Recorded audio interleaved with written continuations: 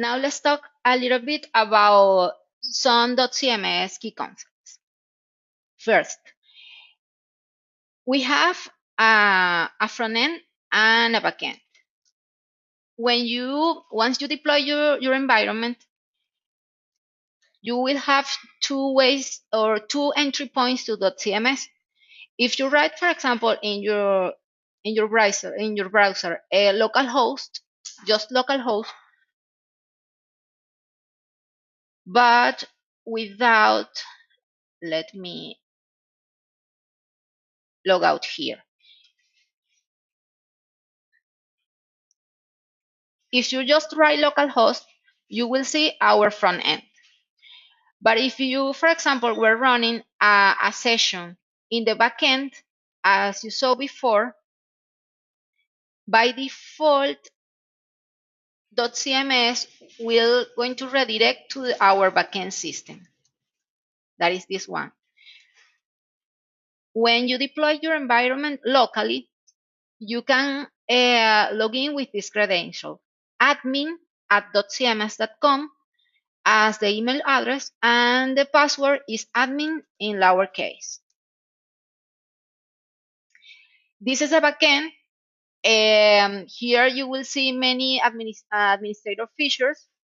You can configure your site, for example. You can create new content, and you can create new content types. I'm going to talk a little bit about these concepts. We have HTML pages. As you know, there is nothing new here. Also, we have templates that define the layout and styling of the page. It specifies the different regions of the page where you can place content, if you will. It is the place where you can define the page header and footer, so you don't have to create them on every page. As some people might say, templates are also the container of containers. The container itself is a section that actually holds the different pieces of content, whether they add widgets or HTML code. A widget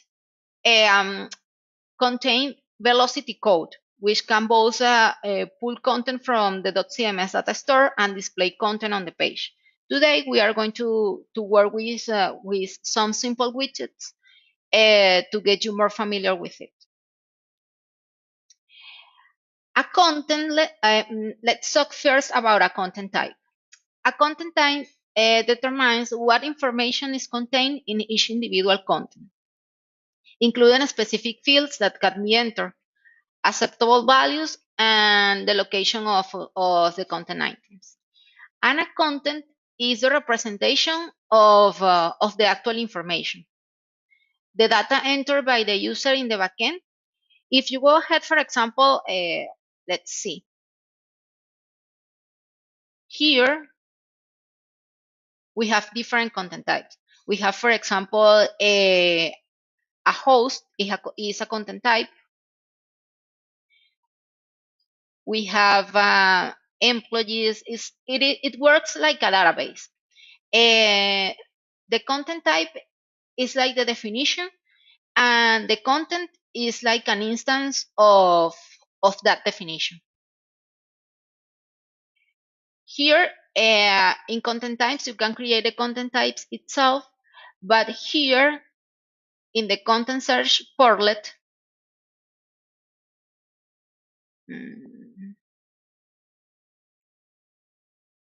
okay, we can create the content itself. For example, we can create here a simple contentlet that is the content generic.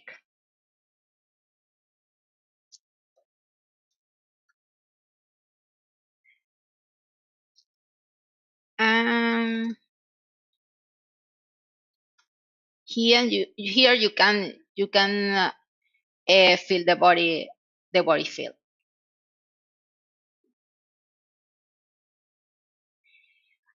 Additionally, you can create content using our site browser that is an easier way to create a new content if, for example, you want to work with a page. Our pages are defined in dotCMS as a page asset. If you want to create a new page, you have to select a page asset content type. And here you can define the template you want for that page. For example, there are specific templates we have defined by default. There is, for example, a landing page.